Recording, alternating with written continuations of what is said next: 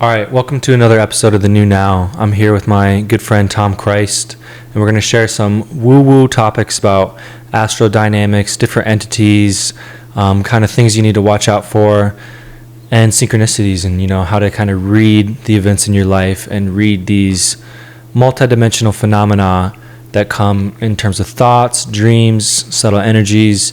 It's really interesting, and I'm really happy to have this conversation with you. So, welcome. Yeah. Thank you.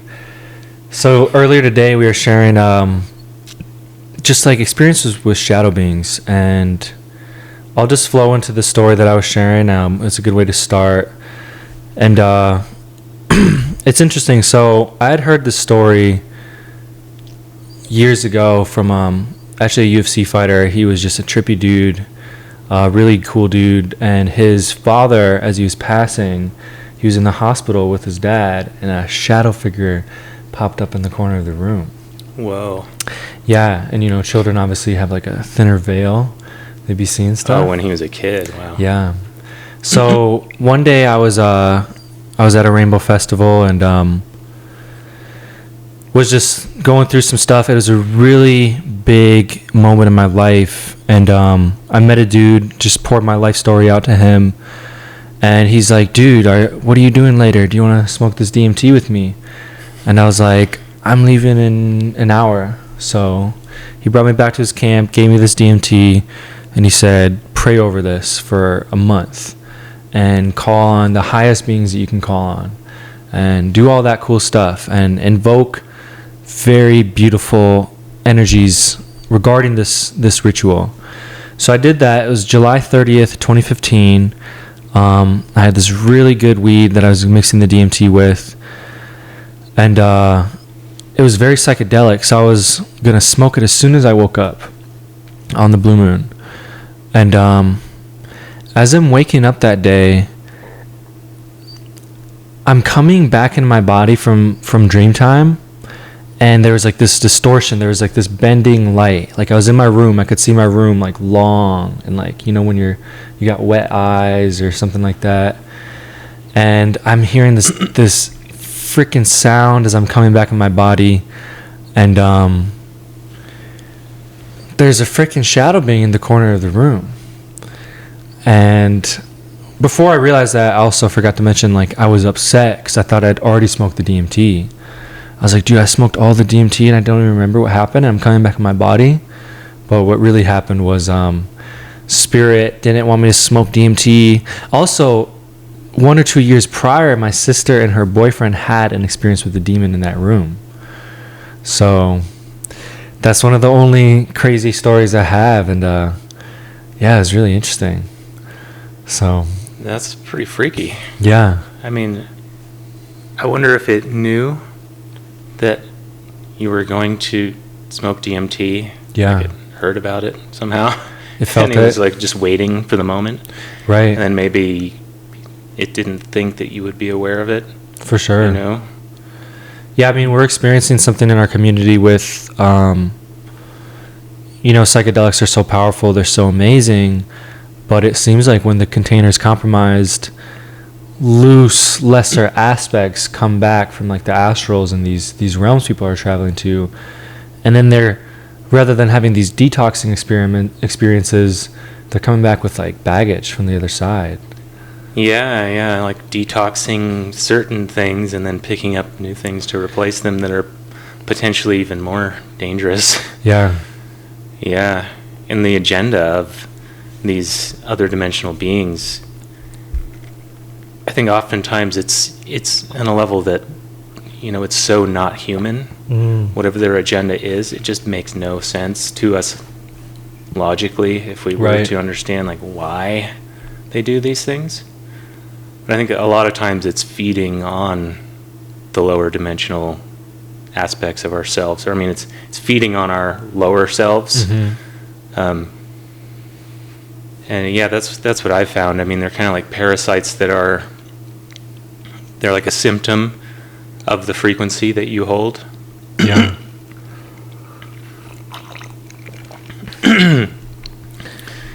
Yeah, for me, it was years ago. before I'd even done any psychedelics or anything, but I was in like a really dark space. I was living in New Zealand, and I was in this dysfunctional relationship, and I was just kind of at one of the lower points of my life. I was drinking a lot, and I was obsessed with shape-shifting reptilians running the government. Been there? And I was like obsessed with, all of these elite people in the government, they're all pedophiles, they're all Satanists, and just focusing on that. I'm like, I know this, and no one else knows this. Right. And I'm like special because I know it. So, but in a way, because I was talking about it all the time, I was drawing that to me, and I was just negatively focused on it. Right. And also drinking. And oh yeah, spirits. There was one morning, I don't think I drank the night before or anything, but I just woke up at like 4 a.m. as my girlfriend at the time was getting up to work at the post office.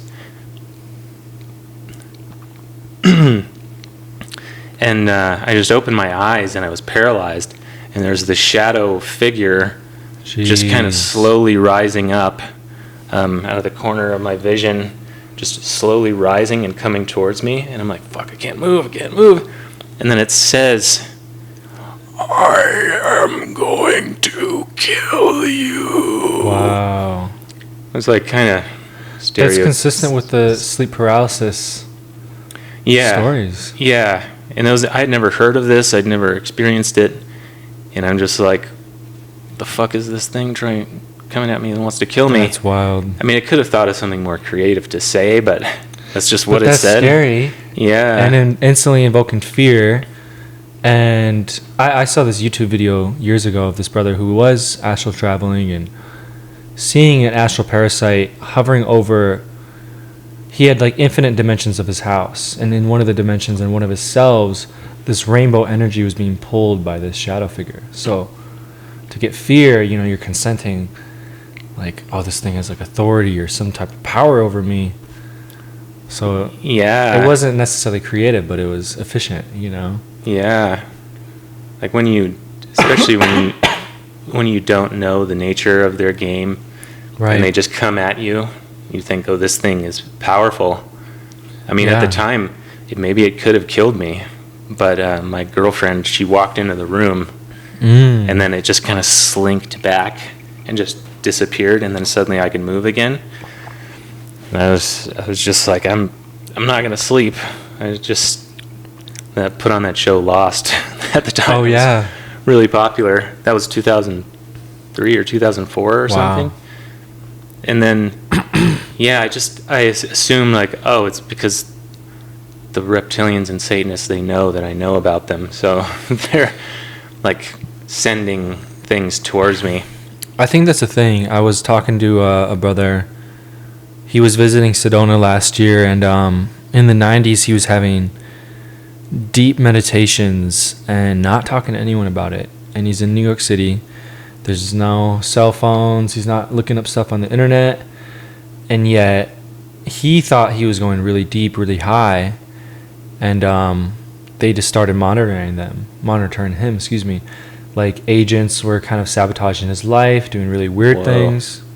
So it's under my belief that there's some sort of like, I've thought this for 5-6 years now, like there's technology that measures people's aura, their astral sides, their thoughts.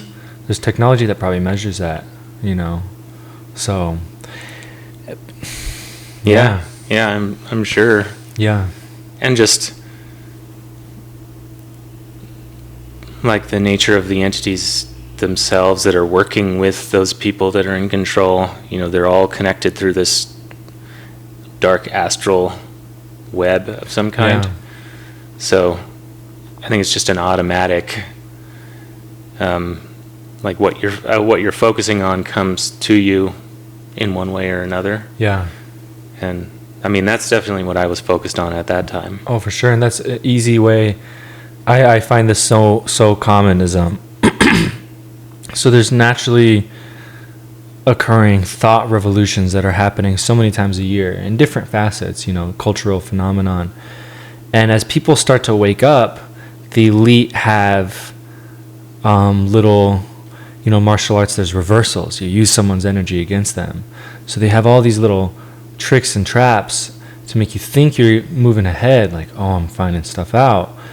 And that very well might be the case, but they're also getting you to sabotage yourself and the collective. There's the 3 magic laws that I like to talk about, and that's the law of backlash, which is the boomerang effect, the law of records, which everything is recorded, and the law of affinity. And for us to constantly put out crazy thoughts and fearful thoughts, that comes back to us. We can't escape it because it's recorded, but also it comes back with friends, the law of attraction. So you're putting out all these thoughts of reptilians and the government's so powerful and sketch, and all the friends of those thoughts come back and they fucking bully you, Yeah. And it could be vice versa. You could just program really positive thoughts, and surprisingly positive, different things would come back. But yet we're over here thinking we're ahead, thinking we're clever, but yet we're often being used as psychic collective dominoes. Yeah, that's a good way of putting it. And there's also, what you've done in the distant past or in previous lifetimes and unconscious stuff that you're carrying that also attracts those things. So you might not even be consciously focusing on it, and it still is able to attach itself to you and be siphoning and kind of pulling little strings. There was a few years after that, what happened with me in that first story. First one was 2004. The next one, it was 2013? 2013 or 14. Quite a while later. And I hadn't had anything like that happen at all. But I was at my girlfriend's house at that time in Portland. Ishelle, I was at her house, and her roommate was going through the neighbor's house. They had just left it, and they were these grungy heavy metal Satanist kids. Yeah. And he found this shirt. It says ringworm on it. Sketch. And it has it's they like a instantly demonic. to go low, ringworm, parasites. Yeah, and it was like this demonic looking hexagram. Yeah. It's such a dark looking shirt, and he found it in there. He was like, "Hey Tom, you want this?" I was like, "Sure." Put it on. Oh no. It's like, yeah, why not? You it's got funny. Ringworm? I think it brought forth something that had been attached to me, because that night I went to sleep, and I woke up in the middle of the night, and it felt just like being awake, where I was on the astral level of the room. The room was still the room, but everything was more shadowy and interesting. trippy. Sometimes it's sparklier. So yeah, I think there's different levels of it depending on which way you go. Yeah, that's what I'm saying. The ones that I've had happen, they were pretty much always, it's like a shadow version of whatever room I'm in. Interesting. And this shadow hand reaches out of the shadows and hands me this piece of mail, and I'm like, what? Mail for me? I just look at it. That's I didn't weird. even think, who is this that's handing me the mail? And I remember grabbing my phone and shining it on there just as if I was awake. And then I open it up, and there's white powder, and also those packets of the salt that you use to clean out your sinuses inside. And I'm I touched the white powder, and I'm like, oh God, it tastes like Molly. It tasted like MDMA. Not that I've ever tried MDMA before, because it's illegal. But it also makes sense, because I had been I had done a good amount of that before, and actually got really sick. This was maybe a couple months before that. So I think it could have also been from lowering my frequency that much, it was able to kind of slip in. And I'm just that's weird. I don't even know what to think of this. I set the mail aside, and then I go back to sleep, and then I wake up, and I look over, and there's just this shadow figure just sitting by the bed, like cross-legged, because the mattress was on the floor, and it was just sitting there. And this time I wasn't afraid. I was immediately like, I reached out and grabbed it by the neck. Wow. And I was like, who are you? And then That's fresh. it just kind of like gently fell down next to me. And then I was like, oh, this is my girlfriend. This is Ishel. Like immediately it took the shape of her. And so I was like, okay, well. But was it her like moments before? Or it's kind of like dreams. People be like, it's one dude and then it's the next. It was such a shadowy figure that it was hard to tell what it was. Until, yeah, she laid down next to me, and I'm like, oh, this is Ishel. And I'm like, and I feel her body. I'm like, oh, this is Ishel's body. And then it starts to get kind of sexual. It starts to like wow. move sensuously and like pushing up against me. And I'm like, okay, well, I guess this is happening. So I start feeling her body, and then How conscious were you that like you're in another place? Is that kind of like fading in and out? Like it's kind of like caught up in the moment again. It's just, well, it feels like being awake, but it has that dreamlike quality where you don't question how weird things are. For sure. So I was just like, okay, this is just what's going on. And yeah, I started to kiss the back of her neck, and then I reach up and I grab her hair, and out. the hair was not her hair, because Ishel had dreads, and her hair was like sandpaper. But That's this demonic hair, disgusting, bro. this demonic hair was like super soft and nice. It was really funny because you think it would be reversed. Yeah. Because Ishel's hair was just sandpaper. Yeah. Really rough. But this thing's hair was like super soft and perfect, as if it's just been like just conditioned and everything. And I'm like, wait, this isn't Ishel. And then I like reach back and I feel, oh, Ishel's behind me. And then I'm like, if that's not Ishel, then classic like yeah, what the fuck moment. I was like, if this is Ishel, then who the fuck is this? And then I became paralyzed.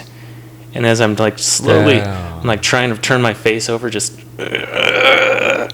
this thing's face starts turning at mine, and it has like its entire head is teeth. And I just, at the same time, I wasn't like afraid. It was the weirdest thing. I just said, like I knew what to say. I just said, in the name of Jesus Christ, I'm protected. And as soon as I said that, poof, it was gone. That's so interesting. And then, fucking gosh. So I'm like, what the hell was that? I'm still like kind of freaked out that happened. I like woke up Ishel, and I went and got the cat because I just figured like a cat would probably they have like an astral away. force that protects you, you know. That's what it felt like, and I still was just feeling really weird, and but I fell back asleep, and then I went into like a dream where I was walking in this city, like a familiar city that was maybe like 1800s style, and I was just walking, and I had a child with me. It was like a young boy, and it was attached by this astral cord, and the kid's walking with me, and then that entity flies by, invisible, but I knew that it was there, and it flies down and like swoops up the kid and like starts pulling the kid away from me with the astral cord just pulling the kid. And I was just kind of annoyed. I'm like, why are you doing this? And it said, because of something you did in a past life. Oh my gosh. When you resolve this, I will be gone. And then I woke up. That is so symbolic. Yeah. So I try to talk about this somewhat often, and it's really clarified in the book of Job how God and Satan have 3 conversations, and he's like, all right, you're going to test Job 3 different sequences, and you're allowed to do this, but you're not allowed to do that. So in 3 different cases, Satan fucks his life up, but never breaks the rules that God set in front of him. Like, you can't kill him and you can't do this. So in Kabbalah, they talk about how demons are employed to irritate and piss off and fuck humans up until we learn how to, like, not be subject to their influence. And so a few months ago, I was sitting with a friend of ours who I can share after this, and she was in this circle, and she was dealing with some sort of, like, slight demonic possession and presence, and she just kept hearing the word putrefaction. And I was like, well, I know what that means. And I try to explain it. It's kind of a deep concept, but so if I pull some raspberries out of the fridge and I'm eating them, and I drop one, 10 to 20 minutes later, there's going to be a bunch of ants. An hour later, there's going to be some gnats and flies. It's going to start rotting. And if I clean it up, the ants go away. So people fail to look at regular life and apply it to the psychic world. So all our unhealed emotions, all our unhealed karma, all that stuff is the materials that fuels unwanted guests. And if it doesn't necessarily fuel them, our inability to understand that in the book of Revelations, they talk about New Jerusalem, which is also the higher human. And they talk about how there's a way to close your gates to negative forces and open them to the good forces. And there's also, like, the whole, I think it's called the 48 gates, how there's these astral forces and these celestial forces, and we're only allowed to open a few at a time, otherwise we just get flabbergasted. But that's when, like, anger, you have this episode with anger that continues to come up in your life, and it's like, okay, God is literally giving you the option to handle this astral force. And it's different than a celestial because it's, like, volatile and violent. And the less you actually honor that power and use wisdom and love to appropriate it, those gates just run amok in your life. So there's a lot involved in how to, like, not feed the conditions that unwanted guests use to, like, control you. It's crazy. Yeah, there's so many levels to it, and stuff that's buried so deep that you can be completely unaware of, things you thought that you resolved that are just kind of hidden, completely unconscious. Right. Yeah. That's the case of deep life events often too. It's like you thought you were past this. And because people fail to listen to, like, subtle hints, there's a big drastic life event to, like, bring it up from the, when you step in the water and all the sediment comes up, that's kind of like a big tragedy in life. It's like, yo, look at all this shit you weren't looking at. Yeah. Yeah, that's kind of related to, like, another experience that I had. That it was actually before the most recent story I just told. Yeah. This was where I was going through a breakup with my other girlfriend before Ishel. This was Mary, who I met her, like, 2 months after calling myself Tom Christ. Okay. The weirdest thing. I changed my name and then I met Mary, and there was just this, like, like, oh, this is fate, since I'm Tom Christ and you're Mary, then we're meant to be together. So there was just this story that I was telling myself of, we're just supposed to be together even though everything is just, like, really messed up. Right. And then that came to a head, and then it became really messed up. And I was like, okay, we have to break up. It just, we can't stay together. And so I was going through that, and I had also recently learned reconnective healing, which is a energy healing modality. It's, like, a really powerful one. And so to be able to get to the highest level of training in the reconnective healing, you have to learn this procedure called the reconnection. And it's like this specific application of this frequency of energy on the ley lines of your body.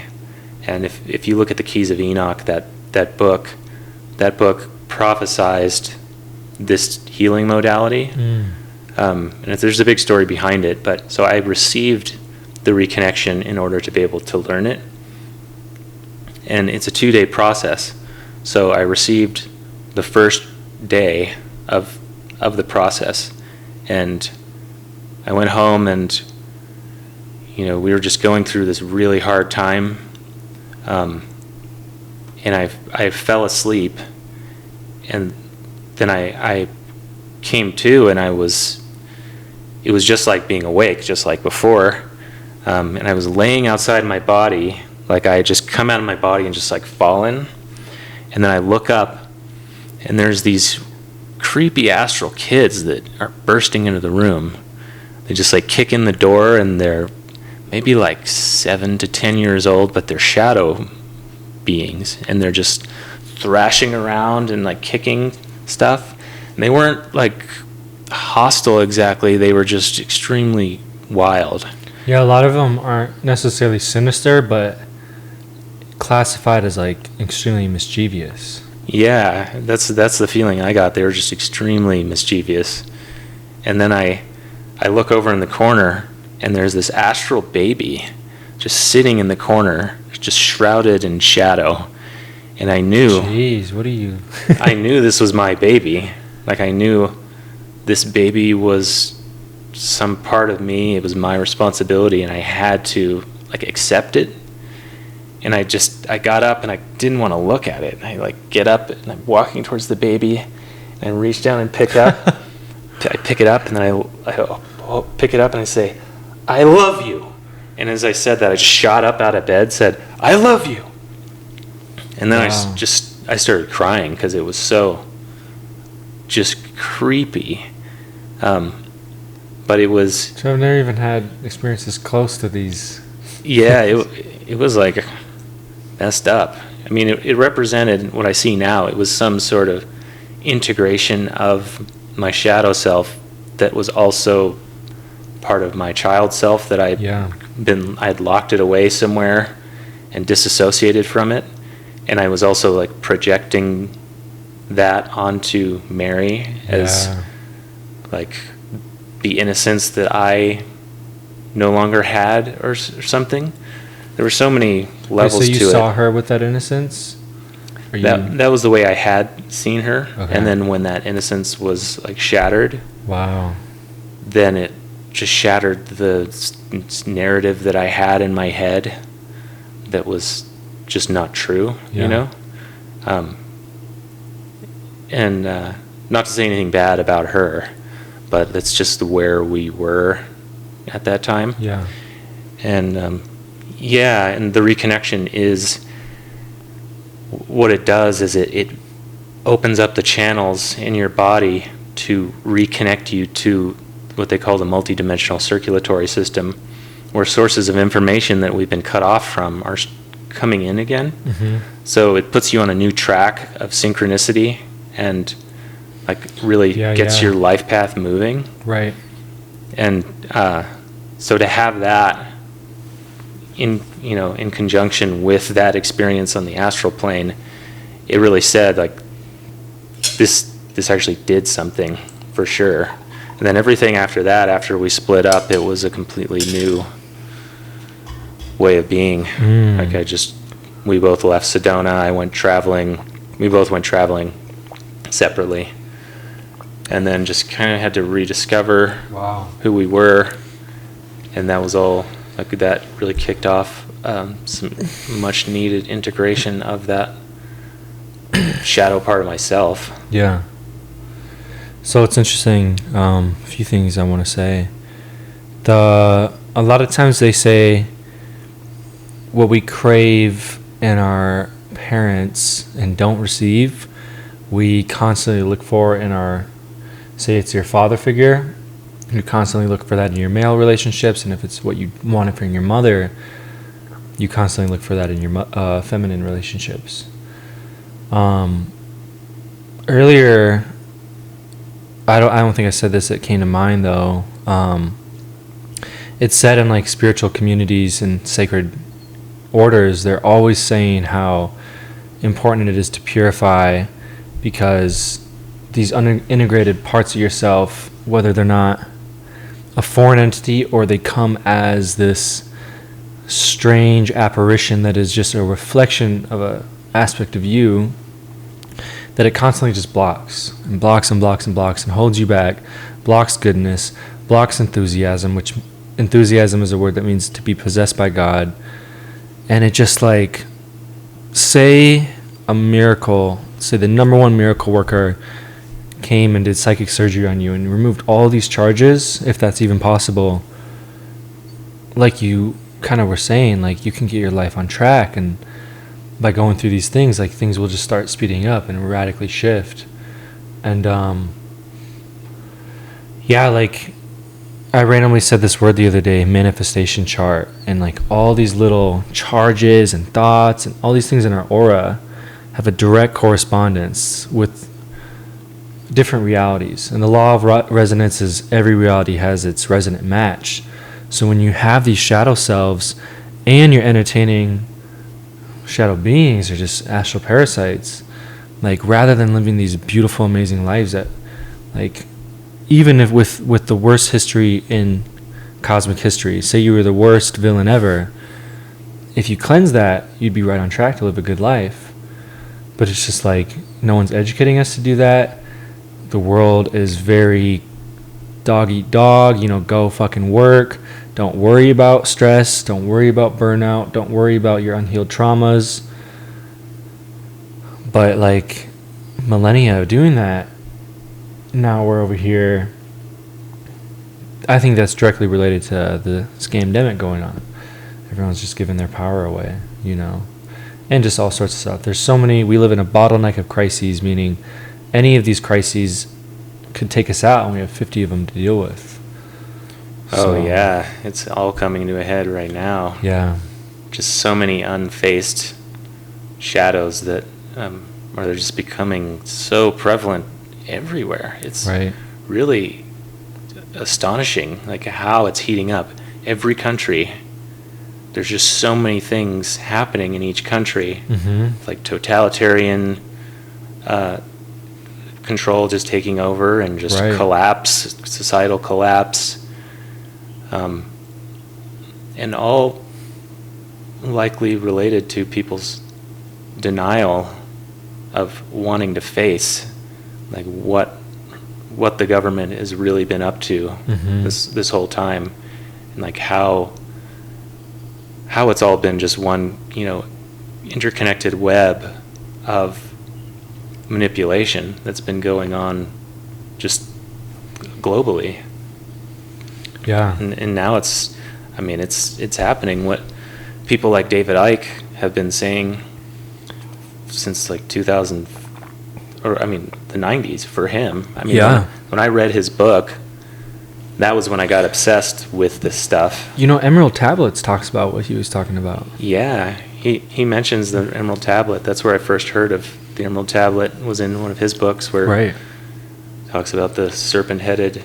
Yeah, these serpents, other dimensional beings, would come to the chiefs of the land, and it said they separated their blood from their body, and somehow like took the place, and the only way to expose them was to get them to say words that they couldn't pronounce, and then it would frazzle this holographic camouflage, and their face would be revealed.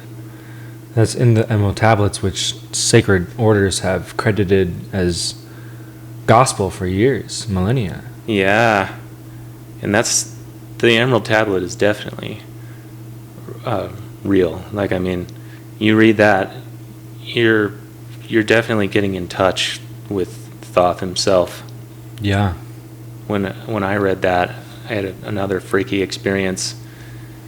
Kind of like, I guess this is kind of on the same topic, but it was kind of scary. Where I was in Peru in a hostel, and this was with Ishel, that same one who had the entity take the form of her, and she was asleep on one bed in the room. It was just us in the room, and there was one bed and then another bed behind it, and I was just laying on the other bed, just reading the Emerald Tablet. I had downloaded it on my iPhone, and I got to this part where he says, "Don't bring to me one who is weak in purpose." And I was just thinking, am I strong enough in my purpose? Because it doesn't feel like I am. I was just kind of drifting and not really like working on myself. It was just kind of like partying and having fun. And even in Peru, we were just kind of cruising around, smoking weed, and drinking, doing coca. Yeah. And he actually was chewing like a lot of coca leaves at that time. And even right at that moment, I had a mouthful of it. And I was thinking that, and Just my heart started racing. The Peruvian equivalent of potato chips. Pretty much, just filling my mouth. It feels really good. The leaves are amazing. For sure. Not. I would love to do some. I've heard it's a clean. It is. It's very clean and just. But then you can do too much of it, and my heart was racing, and I'm thinking about this. I'm like, oh fuck. And then I'm like, okay, well, I'm just gonna go to bed now, and I lay down, and then I got this strong feeling. There's somebody back there. I was on the bed, and the rest of the room was behind me, and I was just like, oh shit, there's someone back there. I know it.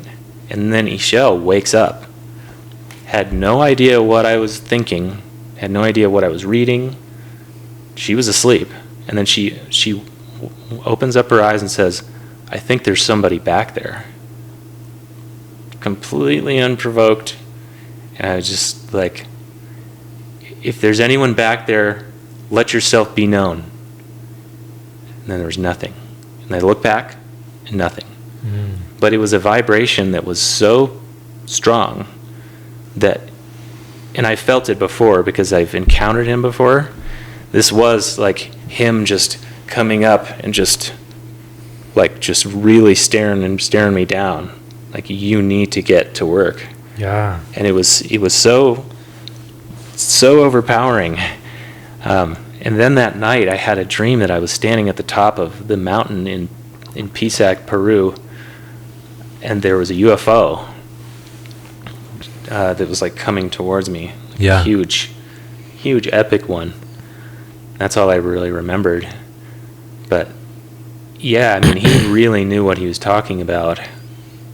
All of that wisdom is so real, and I mean, he's accessible. Yeah. He's a very multi-layered being. You know, there are dark and scary aspects to him because he meets you wherever you're at. So whatever you need from him, he's there. So if you need to be taken down through the underworld, well, he takes you to the halls of Amenti. Yeah, he's gonna like carry you down there and force you to look at the things that you have to look at. Right. And it's like not pleasant all the time. And that's interesting because we're kind of going through that collectively. And he told us thousands of years ago what was going on. Right. Yeah. It's interesting. Like a good teacher meets people where they're at, and they need to find a way to make something attractive, and sometimes to make righteousness, nobility, purity attractive, they fucking bring you to the underworld. So you're like, I don't want this stuff anymore. Yeah. Napoleon Hill has his book, Outwitting the Devil. Have you heard of it? No.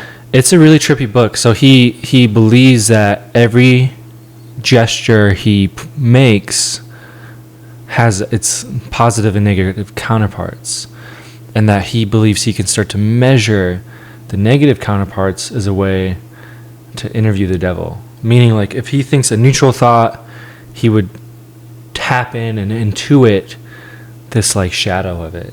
And it's kind of hard to explain, but that's kind of how he interviews the devil. He like reads these negative byproducts of his questions, and anyway, so he's having this interview with the devil allegedly, and let's just call the devil negative energy, destructive energy, or unalive. And the devil says his best weapon in the world is not hate, it's not violence, it's loosely based opinions. So I think did you say this earlier? Bring me this strong in purpose. How did he say that? It says, do not bring to me one who is weak in purpose. So the intention is like the intention, if you're talking about containers, which exists in so many forms, the intention is like the main thing, you know, because there's that famous quote, if you have the right why, you can endure any how. So like if you have this strong intention, nothing will get through to you. And yeah, like if you don't have that strong purpose, like you'll fall for corruption, or you'll fall for that obstacle. You're gonna be like, damn, this is too strong. It's just like the purity and clarity of intention is really important. And Omram, one of my favorite teachers, always mentions, when you wake up, get fucking clear right away. Don't stay dozy, because what happens is you're like hovering in the astrals, and often people will just naturally go low because of their unhealed stuff, and then they just go to these low regions of the astrals right as they wake up in bed, and they're in theta, and that radically like influences, like, you name it, you know, you're in wherever you're hanging out in that region, there's energies that correspond to that region. If it's beauty, because you're high, that's great. But if you're low, and you're corresponding with all these negative emotions, and then the beasts that live in these regions, you're giving them what they need. All these things happen from a lack of strong purpose, you know. Yeah, so, like idle hands are the devil's plaything, or wow, something like that. That's crazy. That's crazy. Just having no direction kind of like creates a vacuum for something to slip in. Right. It kind of makes me think of how, you know, radical Marxism has become almost like a new religion, where what you would typically consider religion, like Christianity, it's becoming way less of a like controlling factor in culture. Mm-hmm. And I'm not going to say like how good or bad it was. There were good and bad things about it. For sure. But now that has been, you know, kind of milk dry, received, like, or it has been like removed from culture. Yeah, they're rejecting it more and more, and yeah, now they're just like dogma. Push it all away, everything good and bad, just push it all away, and this emptiness, it's going to be filled with something. It's people always need. It's how it seems, is that there's always a religion of some kind, whether it be a political religion like Marxism, or like a religion like Islam, you know, mm-hmm. where people just fall into whatever the dominant narrative is, and so they're just sitting idle. They have no direction, no set of morals, and then someone comes and gives them some. And now it's become cultural Marxism that's been just injected into our culture through the media, through colleges, universities, everywhere you look. Now it's every corporation is pushing it. It's very corporate now. I know. And it's just being injected into our culture, whether it makes them money or not. They don't even care. Like, it's not even about the money at this point. It's just push the agenda, push the narrative. Yeah, dude. For me, it's never been about money. It's just control.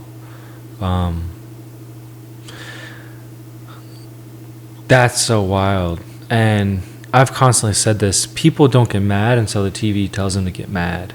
Yeah. Like, we were sharing this last week. All the people, just Democrats left and right, pissed off at Trump trying to speed up this vaccine. Like, I'm not going to take this. You got Kumo, or whatever his name is, on TV. Like, I'm not going to take this, and I trust people's ability not to take this. And you got Biden shitting on the vaccine. Yeah. Once they're in power, that's just so stupid, man. Yeah, like, and yeah, there was so many tweets brought up from angry left who would suck the dick of a vaccine if they got the choice. But all of a sudden, Trump is endorsing it. So, it's just really interesting. And that's crazy about Christianity in particular, because a lot of the nicest people you'll meet, the most high-performing in terms of virtue, are like people that just follow the gospel. Yeah, definitely. There's a big case in history of what has to happen is we need to read sacred texts, whether from this culture or that culture, just something that was written by virtuous people who went through these sacred rites and these initiations, and discern it with our own thing. Because what happened in history was, I don't quite remember how the timeline goes, but we start to lose the Crusades, bankrupt ourselves somehow, or just like really dwindle ourselves over in England and the European countries, and the Dark Ages start. And then the church, and traditionally only priests could read the Bible. Right when it was going on, people were sharing a lot of the gospel, the Gnostics, and then the church was like, fuck this, only we can talk about it. And you had to listen to how we discern or how we decipher it. Yeah. So around 1100 AD, that stops happening. Copies of the Bible and text, and it moves into culture. And a few hundred years of that, the Renaissance starts. There's a direct correlation. I definitely butchered the timeline of how that goes, but a lot of people credit the Renaissance from being people reading these like profound spiritual things without the interpretation of the church, which the reason everyone hates Christianity is because of the crimes done in its name, the suppression of spirit, so people don't even feel God, and also trauma, and they're like, God wouldn't let that happen. So there's this distortion in the spiritual beliefs of society, and they're like, fuck God in general. But then they get the ability to read these things and interpret it in their own way, and it just opens their mind and opens their aura, and it's just really interesting. Yeah, and I've heard that fairly recently there was like a lot of the same astrological alignments that were happening when the Renaissance began. Oh, wow. That happened in like February of this year. Wow. So I feel like hopefully that's a sign that we're going to, even though it might take a while, enter like a new Renaissance of some kind. I mean, it's hard to tell right now because everything's just coming to a head, escalating beyond what. I mean, who knows where it's going to lead? It's definitely room for it to get a lot worse. They want us to believe Mad Max is really close, just like a fucking catastrophe, and if not Mad Max, Blade Runner 2049. They're trying to get us to believe these dystopians, and those are on the table, but they're not a guarantee. Yeah, I mean, and they're pushing a lot of kind of like predictive programming, reality seeding, where they, put out movies and media that are reflective of the reality that they want to create. So, like Avengers, Infinity War, where Thanos, everyone just gets like half of the universe just gets eliminated in an instant. They all just vaporize, and it's like this apocalypse scenario. I mean, I love that movie. Yeah, it was good. I can totally see how that is kind of like it was preparing kind of to get in that mindset of feeling like an apocalypse type. Yeah. Yeah, there was that movie, Avengers Endgame and Infinity War. Oh, yeah. Then there have been like a few other movies, like the 2012, World War Z. Yeah, I mean those are a bit older, but they're kind of slowly building it up. I mean, I can understand why you would make a movie about that concept, because it's also really gripping and exhilarating, reaches like a primal fear. But with Hollywood, I mean, they're all about casting the spells of, getting you in that, like to feel that on a visceral level, so that creates the reality around you. For sure. Like, there's a beautiful book, The Power of Eight, and this girl, some of these viewers might even know her name. I don't, but it's a famous book. So she starts researching in like the 80s or 90s. She wanted to prove like intention affected matter and thought affected matter. And so she had to prove that she could affect technology. She had to prove she could affect plants. She had to prove she could affect animals. She had to prove she could affect an organ. Ultimately, they proved that you could affect humans and all that stuff. So intention and thought affect matter. So they said that there was a minimum of 8 people needed to radically enhance or accelerate a manifestation. So 8 people.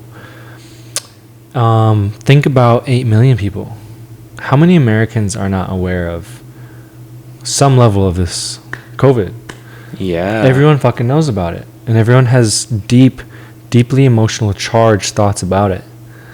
And even you and me, rather than like us being scared of COVID, you know, other people are scared of COVID.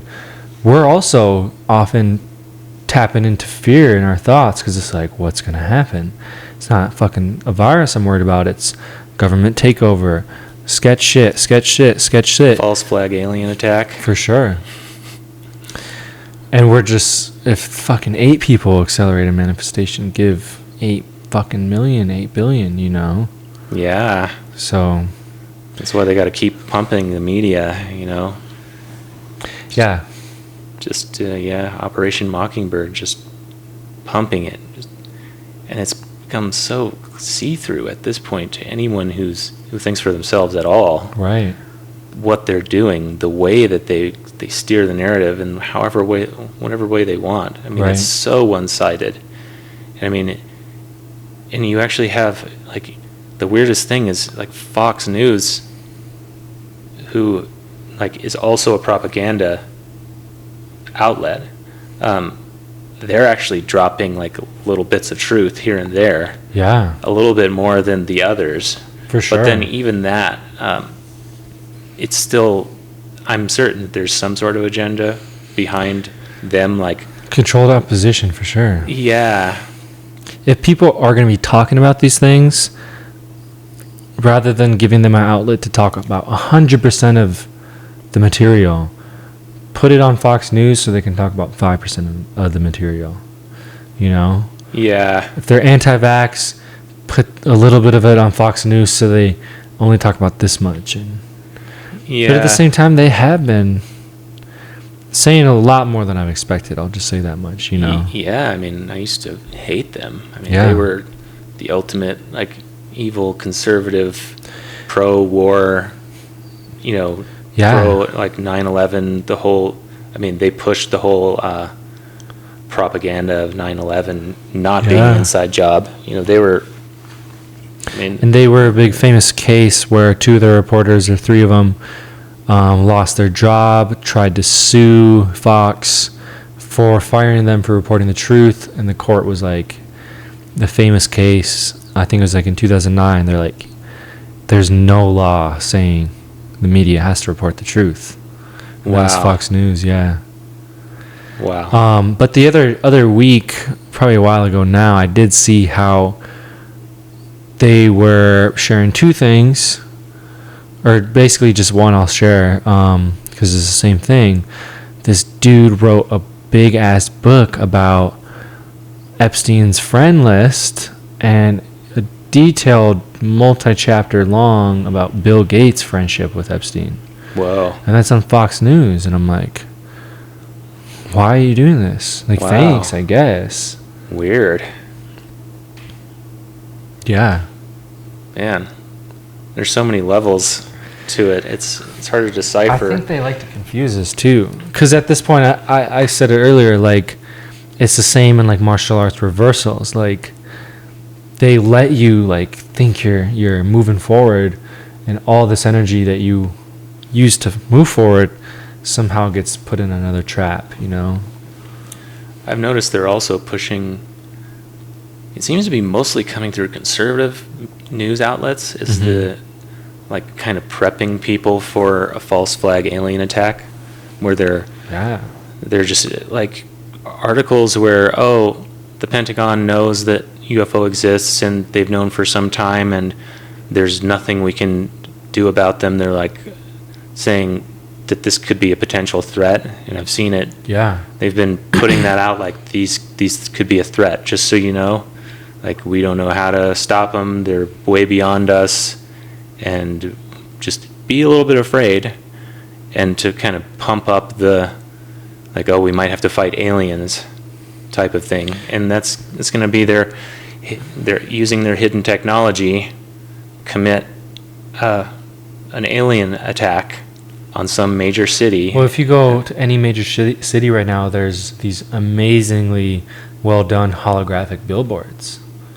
So speaking of this false alien invasion, holographic technology is now, as we know, if it's public, what black budget and military projects have is so advanced. So you have these giant fucking holograms in Tokyo, New York City. What if they do decide to move forward with this famous Project Blue Beam? That shit's gonna look really real. And I think that's a big reason they have chemtrails, because they need something for light to refract off. Yeah, so, I'm sure there's something like tying into that, because they've been doing it for quite a while now, and it's kind of undeniable to me that even if they're not chemtrails, just the fact that they fly through the sky all day and then turn a beautiful clear day into a cloudy day, like, regardless of if there's an agenda, like, why are they allowed to do that? And how is that allowed? Yeah, like you get sunburnt more on a chemtrail day because it depletes the ozone. But back to the alien topic. Like a lot of us have heard that speech Reagan said, like, an alien invasion would implement a one world government very easily. Yeah. And it could have been, maybe they were thinking of doing it then, but then they're like, oh, let's just wait till a better time. Right. And Werner von Braun, the Nazi Project Paperclips scientist, he was instrumental in creating NASA. And all of those, NASA is like a Nazi project, basically. For sure. And he said on his deathbed, all of these things that were going to happen, about like going to war in the Middle East, all these different things, and a lot of those things have happened. And one of the things that hasn't happened is where he said one of the last cards that they're going to pull is a false flag alien attack. Werner von. Yeah. This dude. Wow. He said that to a woman on his deathbed. And he also wrote a fictional novel in which there's a guy who's going to Mars. He's like spearheading the voyage to Mars, and his title is Elon. Like I've heard that it was his name, but then someone else said, oh, it's the title of the person going to Mars is Elon. And then you have Elon Musk. So is he set up to be that way, or was it like a reality seeding that came true, or there's really weird stuff going on? I've, since like December, Sarah showed me so many movies that are just so corresponding, and at this point I constantly debate, like, are they super fucking tapped into esoteric things, or are they accidentally channeling? Like, what is it? And is this dude, is he just channeling something that just so happens to turn to reality? That's a mystery, and we'll have to continue investigating that. But again, like the famous one last year was the Barron Trump thing. Did you hear about this one? Yeah. The sci-fis of a really advanced kid that was named after Donald Trump's kid, and corresponds a lot. Yeah, Baron von Trump. Yeah. He was a time traveler, and the building that they lived in, it was like this exact same address or something. Oh wow! In the book. I remember that part. Yeah. There's so many weird parallels. His mentor was called the Dawn.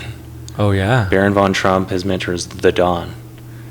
Like, what is going on with that? Yeah. Dude, it's interesting because Jesse Ventura had this conspiracy show, and they go into deep detail about, like, in one case there was like allegedly Nixon had a photograph of the Twin Towers, and I was so, like, if there's like some moments where I freaked out in my life, like having those conspiracy days, I was so scared. I was like, dude, if they have time travel, like, what the fuck? It's something to entertain for sure. And that's a huge part of this whole thing, you know, like. And then the whole Mandela effect, like, ultimately it seems on a quantum level, thought changes the timelines, and they're just doing a damn good job of controlling emotion, controlling thought, controlling our actions. Because of course, like, we have to feed the machine every day, and we don't necessarily go home and detox. We don't necessarily go home and pray.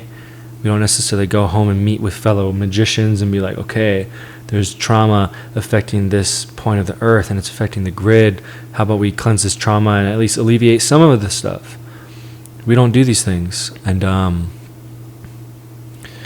when it comes to like Mandela effect and the X factors that manifest, like, it's not a competition. This life isn't a competition, but good versus evil, fuck, man, we're getting bitch slapped here and there, you know?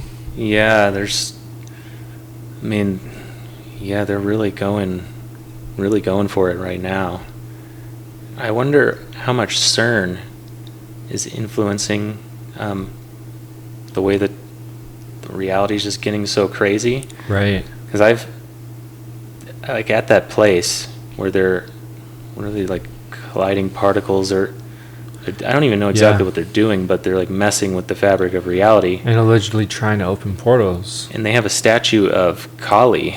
Did you see their opening outside. Ceremony? Or one of the ceremonies they did? Yeah, it was like freaky. If you're going to do anything, Occult you ceremony. can call in Bono, you can, get some fruit punch and fucking tables, and no, they go full on dark occult. Yeah, just out in front of everybody, like, this is how it is. And another Mockingbird, It's so crazy.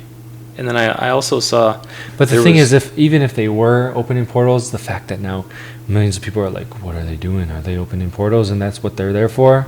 Yeah. That again amplifies this Mandela effect. And I saw there was a security camera footage of outside CERN one night, and someone went there and, like, did some kind of, like, ritual. I don't remember if there was, like, a mock sacrifice, or they were saying, oh, it was all just a fake thing someone did that happened to be caught on camera, or if they actually did go there, like, they had some kind of ceremony at night where they killed someone. But it was just like a freaky, weird video. Dude, there's a video of surprised me. Ground Zero on one of the anniversaries, and there's, like, allegedly Hillary Clinton was in the house, and on the former place of one of the Twin Towers, they were just standing in an eye, standing in a skull, like 50 people. From an aerial view, you see that. So, of course, like, I read this beautiful article one day. It was like, this was like 2014 or prior, so I don't remember all the details, but there were so many allegations that show the elite and benevolent cultures knew 9/11 was a gateway, like a big cosmic one in an aeon holiday, and it was going to signify. It was showing that there's a massive consciousness shift. So what do they do on that day? Come in, do a radically terrorizing event. People are naturally going to act different after that day. Well, fuck, they're going to really act different after a terrorist event on that day. And then they're going to really, really act different when you say that this happened. Wow. Crazy. Yeah, they do that. They, like, hijack the energy of particular days or time periods where I think they can tell when something's coming. Right. Like, there's, like, some kind of thing going on in the quantum field during this time period, so let's like have let's have a black guy get killed on camera in front of everybody. Yeah. And, like, turn the narrative to this, and then just take what could have been people protesting about, like, something, that something more important in, like, a reasonable, rational, and effective way, to turn it into, like, this is hysteria. You need to, like, start burning down buildings. You need to you need to start destroying whatever you can because that's the only way this is going to stop. And it was going on everywhere in the country. Yeah. Just TV says get mad. It's time to get mad, boys. Oh, it's chill again. 3 months later, it's chill. No more looting. Okay. Yeah. I saw fucking college kids, high school kids, just fat, chubby, like they're not, maybe they got that inner rebel, but they're not fucking like rebels, man. Lighting fucking, what are they called, dumpsters on fire and pushing it to police. I'm like, dude, you live with your fucking mom still. Yeah. What are you doing, man? And you're being told for sure to do it. This particular thing was in Philadelphia or Pittsburgh. It didn't happen in Pittsburgh. It happened in Minneapolis. I drove down the street. It happened on Minneapolis. It's just like, I've been in Minneapolis a million times. It's a city. You step on that street where there's like 3 fucking burnt down buildings in a row. It's just got that war-torn vibe, and you're like, how? Why? And that's what they want. I mean, destabilize society, destroy whole neighborhoods where people lived, get the people to destroy it themselves. Shooting at the fucking front doors of people who weren't going inside. With like actual guns? Or I don't remember, but... Wow. You saw videos of people like on the phone, cops like, get inside. No. Whoa. It's going nuts. Dude, Paul Hellyer, do you know that brother? Canadian defense minister during the Cold War. No. He's famous because, so I think it's a G8 country, which is like United States, Russia, China. There's like the leading countries in the world. I think Canada makes a cut. He was the first member of any cabinet, let alone a G8 country, which is the top, to come out and talk about aliens. And there's this beautiful video from 2013 of him in some sort of like Senate or Congress or courtroom, and he's asking for 95% disclosure from a U.S. governing body. I don't know who it was. And he's like, we need 95%, because if we don't get 95%, if we get 1 or 2%, it is going to be used so against us. And he's like, I don't believe we can do 100% because the unrest that it will cause. As you know, you're told for millions of years or thousands of years you've been spiritually, emotionally, genetically, physically manipulated. People are going to freak out. But he was saying in the courtroom how we've known, governments have known for thousands of years that 4 races at least have been here interacting with us.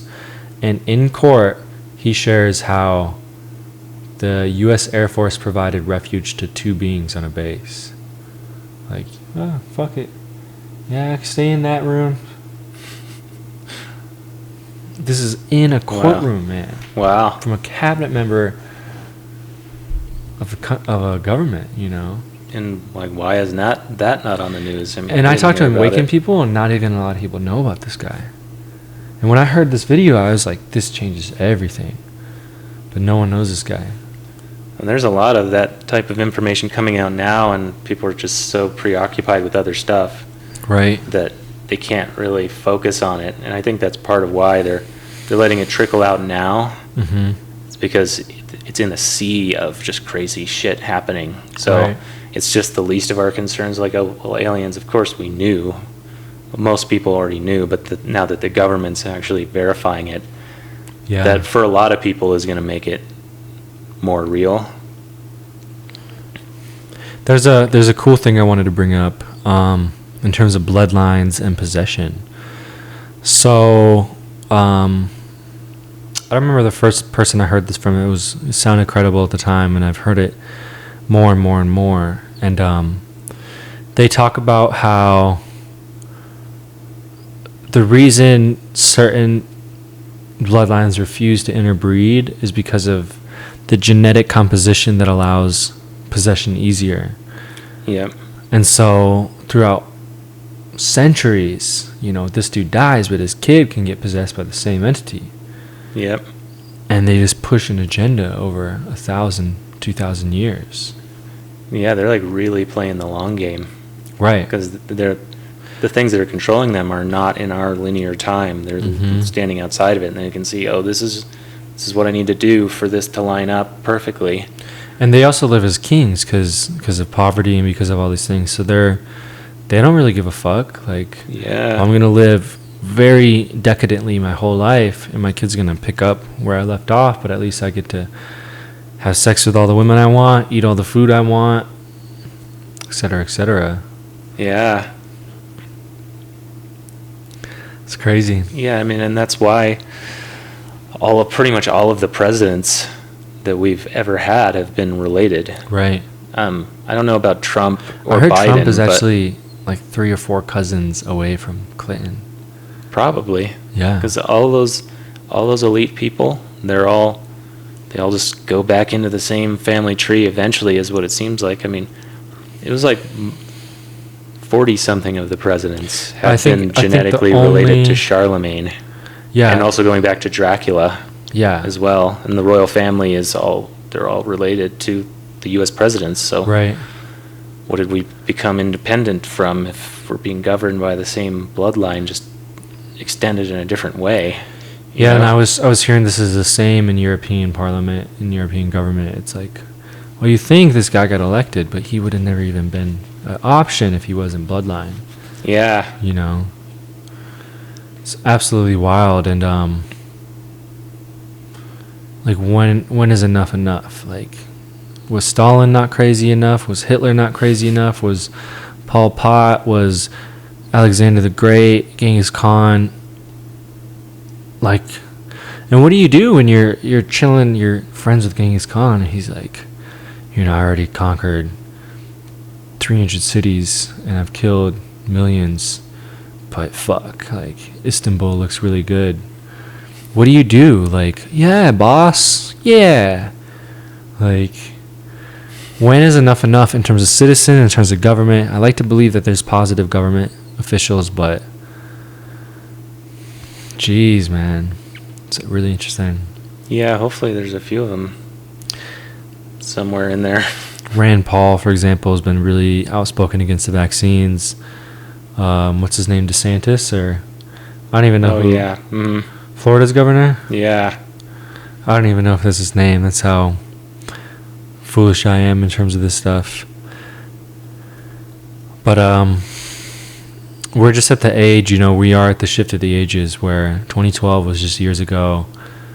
And a lot of people were talking about how June 19th or something last year was, scholars actually said that was December 12th, 2012. And there's also cases of multiple scholars coming together and agreeing in deep peer-reviewed study that 1600s, certain times like the 1300s to 1600s or this and that, there's 300 years of fluff in history. So we don't even quite know about history and what is linear. Then there's this whole Tartaria thing. I don't know if you've been hearing about this. Yeah. That's another very fascinating thing. Yeah. I don't know much about it, but it sounds pretty tripped out. I don't know much about it either, but you see these images of San Francisco, New Orleans, St. Louis with just Renaissance-style buildings, and out of nowhere, everything changes to what's called brutalism, just ugly architecture. If I post this video, I'll definitely post the name of this country in the comments. There's this country in like the Middle East or Europe where the architecture just looks like technology, and no one knows it exists, and no one's even around in the streets, and it's just like, is some sort of white hat government stuck there hiding, or do the elite just allow this technology to exist, this Tesla type technology? Because you see from satellites, there's grids, there's these geometrical grids across the city, and there's tons of light. It's just so beautifully lit up at night, and there's no generators and gas and all that stuff.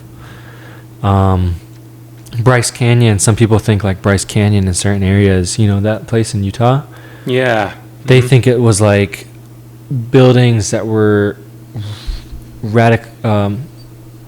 instantaneously weathered from like nuclear blasts. Whoa. There's just all stuff in that conspiracy, like, and a big part of it, the reason I brought it up was because they want us to believe certain things were 500 years ago, certain things were super long ago, but a lot of people are saying that, like, yo, we've been way bamboozled, and history is so different in 100 years ago or less. It just was a radically different world. Yeah, it wouldn't surprise me, because before the internet, before TV, it would have been so easy to just dominate the narrative, completely control what happened, and use your media sources like newspapers and historians or whatever to just write the history that you want to be written. Right. There would have been no one to take a cell phone video of it to prove otherwise, you know. And I mean, they're manipulating what's going on right now as well. Yeah. People will remember things completely differently. Right. Than how they happened. I mean, they're still able to do it. Because if they can do it now, imagine how easily they were able to do it then. Yeah. Yeah. It's crazy. Well, it's probably about time to wrap up. But for sure. I want to just tell one more story that's related to, like, facing the shadow and the shadow beings that we were talking about earlier. Yeah. Which also relates to everything. When I was in ayahuasca ceremony, this was just last year, this was kind of the culmination of the shadow experiences, where I was just laying there on a couch separate from the rest of the group. And then I was just laying there still, just kind of tripping. And then this window opened up in front of me, like, and there was a shadow figure just laying in there like this, in a very, like, playful, mischievous way on his side, like a jester almost. And he jumps up and he runs at me, and he pulls out this photograph of myself and my wife that had been taken like 6 months earlier. And it's such a weird photo. We were wondering, like, how did this get on my camera? Because we were making such weird faces that we never make. We were both like just, I can't even make the face, but we were just looking so weird. Yeah, I remember that photo. Yeah. And he pulls it out and he says, "I took this photo as a joke to show you how adorable I think you are." And then he showed me, like, the level of reality that he's operating at it's like outside of the projection screen. So he's at the role of the projectionist, so he can take the film out of the projector and he can edit it however he likes. And he's actually saved me from death many times and saved me from just doing the wrong thing. He pretty much revealed himself to be an aspect, like, of my higher self, my future self, who knows what's going to happen. And I realized he was that shadow baby. Like, he was, because I chose to face the shadow that I was so afraid of, he, like, grew into this being that exists to serve me. So I integrated that part of myself that I didn't want to look at, and now it's there to serve. And yeah, that was pretty amazing to realize, because this time it wasn't scary at all. That's interesting. Pretty trippy. Yeah. Beautiful lightning. Yeah, like, when you choose to face these things, they add to your arsenal. They become part of the armory, you know. Yeah, and I mean, once we all collectively face our shadows, it's gonna change. Everything's gonna change. Right. Definitely. Well, that was a beautiful conversation. Yeah. I look forward to doing it again sometime soon. Yeah, that was awesome. Have a good time at Renegade Man. Thanks, man. Cool. All right, guys. Thanks for watching.